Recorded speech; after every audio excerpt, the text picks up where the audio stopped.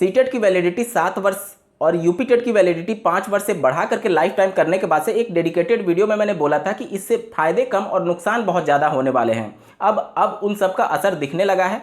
प्रदेश की शिक्षक भर्ती को लेकर के टेट वैलिडिटी के मामले में क्या कुछ प्रभाव पड़ रहा है, इसके बारे में इस वीडियो में हम लोग डिटेल में चर्चा करेंगे। साथ ही बात करेंगे डीएलएड के प्रमाण पत्र वितरण के संदर्भ में जो माननीय मुख्यमंत्री जी को अभ्यर्थियों के द्वारा एक शिकायत पत्र लिखा गया था, उसका क्या कुछ प्रभाव अब पड़ रहा है और क्या कुछ आदेश पारित हुआ है। डीएलएड की ऑनलाइन कक्षाएं प्रारंभ कर दी गई हैं, इसके संदर्भ में आदेश पर हम लोग विस्तार पूर्वक चर्चा करेंगे। बीएड की फीस में एक बार फिर से भारी भरकम बढ़ोतरी की गई है और शिक्षक भर्ती DSSB के माध्यम से होने वाली परीक्षा तिथि पर अहम फैसला लिया गया है। साथ ही शिक्षा जगत से जुड़े अन्य महत्वपूर्ण खबरों को इस वीडियो में हम लोग कवर करने वाले हैं, तो अंत तक बने रहिएगा इस वीडियो के साथ बिना किसी पार्ट को स्किप किए हुए। नमस्कार दोस्तों, मेरा नाम है नीरज और आप देख रहे हैं करियर बिट यूट्यूब चैनल। अगर आप इस चैनल पहली बार विजिट कर रहे हैं तो इसको सब्सक्राइब करते हुए बेल आइकन को प्रेस करना ना भूलें। टेट की वैलिडिटी को लाइफ टाइम करने का कुछ खास फायदा नहीं दिख रहा है। सिर्फ एक फायदा यह है कि अभ्यर्थियों को जब प्राइमरी से अपर प्राइमरी में प्रमोशन मिलता है तो उस समय उनको बार बार टेट क्वालिफाई करने की आवश्यकता नहीं होगी, बल्कि एक बार जो अपर प्राइमरी का टेट वो क्वालिफाई कर चुके हैं उन्हीं के आधार पर उनको प्रमोशन दिया जा सकता है। लेकिन टेट की परीक्षा इतनी कोई IAS PCS लेवल की नहीं होती है कि उस समय उसको क्वालिफाई ना किया जाए, तो एक ये फायदा है बस, इसके अलावा घाटा ही घाटा है। वर्ष 2012 में प्रदेश की तत्कालीन सरकार के द्वारा 72,825 प्राथमिक स्तर की शिक्षक भर्ती का विज्ञापन जारी किया गया था, जिसमें बीएड प्लस टेट पास अभ्यर्थियों को मौका दिया गया था।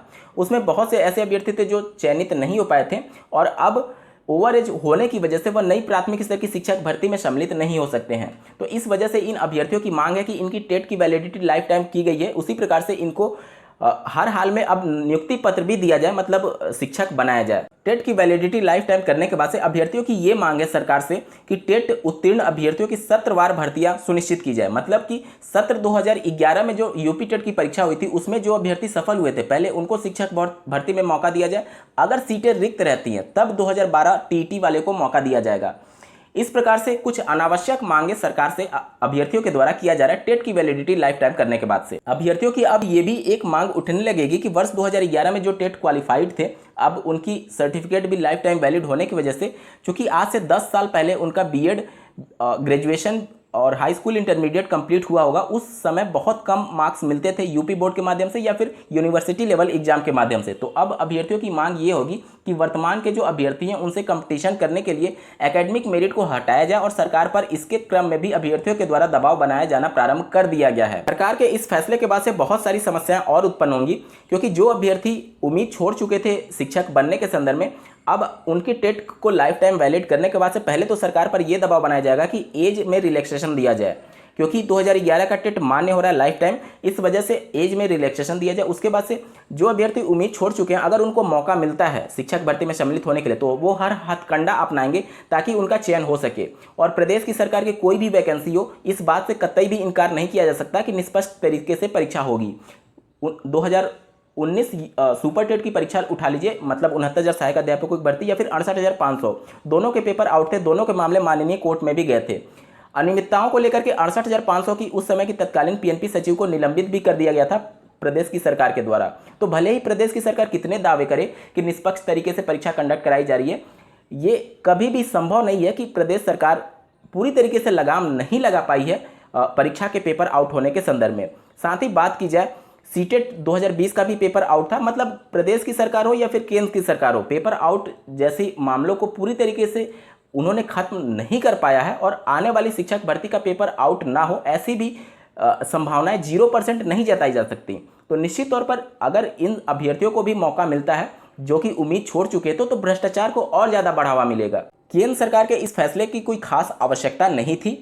एनसीटी लगातार पिछले 3 वर्षों से इस बात पर गहन चिंतन कर रहा है कि टीईटी की परीक्षा में किस प्रकार से महत्वपूर्ण बदलाव किया जाए। प्रदेश सरकार और अन्य राज्य सरकारों को भी उनके सुझाव आमंत्रित किए गए थे एनसीटी के माध्यम से कि टीईटी की परीक्षा में माइनस मार्किंग को इंट्रोड्यूस किया जाए और सेक्शनल कट ऑफ को इंट्रोड्यूस किया जाए। सेक्शनल कट ऑफ का मतलब जैसे 5 सेक्शन के प्रश्न पूछे जाते हैं तो एक 60% या फिर 55%, कैटेगरी के लिए 55 और जनरल के लिए 60% डिसाइड कर दिया जाएगा। प्रत्येक कैटेगरी में, मतलब हिंदी, अंग्रेजी, संस्कृत आप अटेम्प्ट करते हैं उसके अलावा बाल विकास, ईवीएस, सभी में 60% आपको लाना अनिवार्य होगा। अगर आप 30 का 60% यानी 18 नंबर से कम पाते हैं तो आप टीईटी क्वालिफाई नहीं माने जाएंगे। ये प्रस्ताव 2-3 साल से एनसीटी सभी राज्यों को भेज रहा है और उनसे उनके संदर्भ में क्या कुछ सुझाव है मांगे जा रहे हैं। साथ ही माइनस मार्किंग को भी इंट्रोड्यूस करने के संदर्भ में एनसीटी ने सिफारिश की थी। तो इन सभी बेहतरीन कदमों को लागू किया जा सकता है टेट में, क्योंकि अगर ये सभी कदम लागू होंगे तो निश्चित तौर पर जो तुक्का मारने वाला कॉन्सेप्ट है वो पूरी तरीके से खत्म हो जाएगा। क्योंकि अगर आप तुक्का मारेंगे तो निश्चित तौर पर माइनस मार्किंग होने की वजह से आपका ही घाटा होने वाला है। तो उससे योग्यता की परख में ज़्यादा बढ़ोतरी होगी और उस हिसाब से योग्य शिक्षक का दावा जो प्रदेश की सरकार करती रही है या फिर केंद्र सरकार करती रही है उसको और ज़्यादा मजबूती मिलेगी। तो ये कुछ मजबूत कदम उठाए जा सकते थे। टेट की वैलिडिटी को लाइफ टाइम करने से कोई खास फायदा नहीं होने वाला है। डीएलएड प्रमाण पत्र वितरण के संदर्भ में जो एक शिकायत पत्र अभ्यर्थियों के द्वारा माननीय मुख्यमंत्री जी को लिखा गया था, उसके क्रम में पहले ही एक डाइट के द्वारा उस संबंधित जिले के डीएम कार्यालय को पत्र लिखा गया और सचिव परीक्षा नियामक प्राधिकारी कार्यालय को भी पत्र प्रेषित किया गया था कि अभ्यर्थी लगातार शिकायत कर रहे हैं कि निजी डीएलएड संस्थान अवैध रूप से उनसे धन उगाही कर रहे हैं प्रमाण पत्र या फिर मार्कशीट वितरण के क्रम में। तो ये उनसे अनुरोध किया गया था पीएनपी सचिव से कि डाइट के माध्यम से ही मार्कशीट या फिर प्रमाण पत्र वितरित कराया जाए, ना कि निजी डीएलएड संस्थानों के माध्यम से वितरित कराया जाए। उसी के क्रम में दिनांक 7 जून 2021 को लखनऊ डाइट प्राचार्य के द्वारा सचिव परीक्षा नियामक प्राधिकारी कार्यालय को पत्र लिखा गया और उचित कार्रवाई करने के लिए अनुरोध किया गया है। मतलब अब प्रत्येक डाइट के द्वारा लगभग सचिव परीक्षा नियामक प्राधिकारी कार्यालय को पत्र लिखा जा रहा है। तो हो सकता है कि मार्कशीट और प्रमाण पत्र का वितरण का कार्य अब डाइट के माध्यम से किया जा सकता है। निजी डीएलएड संस्थानों के मध्यस्थता को इससे पूरी तरीके से खत्म किया जा सकता है। बात करेंगे डीएलएड 2019 बैच की ऑनलाइन कक्षाएं प्रारंभ कर दी गई हैं। स्क्रीन पर आप मथुरा डाइट प्राचार्य के द्वारा जारी ऑफिशियल पत्र देख पा रहे होंगे जो कि 5 जून 2021 को जारी किया गया है। इसमें सभी निजी डीएलएड संस्थानों को संबोधित किया गया है। साथ ही जिला शिक्षा एवं प्रशिक्षण संस्थान मथुरा को भी यहाँ पर बातें कही गई हैं जो वहाँ पे प्रवक्ता हैं। ठीक है, यहाँ पर आप देख सकते हैं विषय डीएलएड प्रशिक्षुओं के प्रशिक्षण ऑनलाइन माध्यम से आयोजित किए जाने के संबंध में।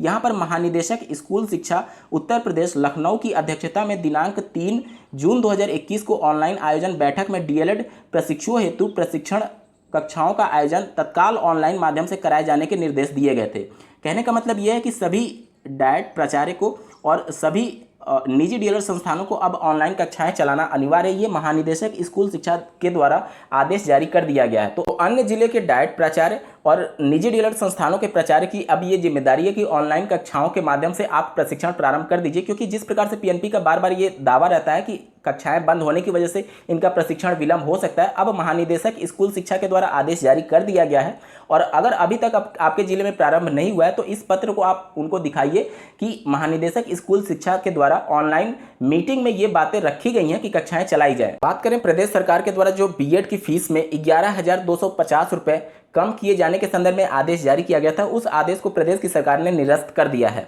मतलब कि बीएड की जो फीस है अभी वर्तमान स्थिति में वो 81,000 आपको पेमेंट करना होगा दोनों वर्ष मिला करके। प्रदेश की सरकार ने कुछ दिन पहले ही अभी ये फैसला लिया था कि कोरोना की वजह से जो अभिभावकों की सैलरी में कमी आई है उसकी वजह से उन्होंने 11,000 बीएड की फीस में कमी की थी, लेकिन अब अपने फैसले को वापस कर ले लिया है और जो पहले फीस लगती थी निजी बीएड संस्थानों में वही फीस लागू हो गई है फिर से।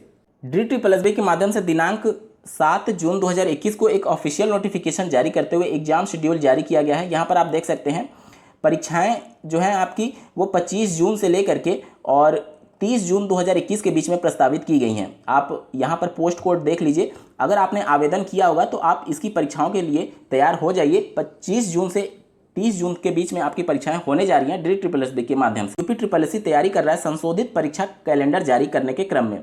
यहाँ पर जल्द ही नई परीक्षा तिथियों की घोषणा की जाएगी। तो अगर आपने UPSSB के लिए किसी भी भर्ती का आवेदन किया होगा तो आप अपनी तैयारियां जारी रखें। जैसे ही स्थितियां सामान्य होती है तुरंत आपकी परीक्षाएं प्रस्तावित हो सकती हैं। वहीं राजस्थान सरकार ने दिनांक 7 जून 2021 को एक ऑफिशियल नोटिफिकेशन जारी करते हुए डीएलएड में एडमिशन का प्रोसेस स्टार्ट कर दिया है। 9 जून 2021 से ऑनलाइन आवेदन लिए जाएंगे। तो दोस्तों ये थी आज की कुछ प्रमुख खबरें। आपको ये वीडियो कैसा लगा? इस वीडियो को देखने के लिए आपका बहुत बहुत धन्यवाद। भगवान करे आपका दिन शुभ हो।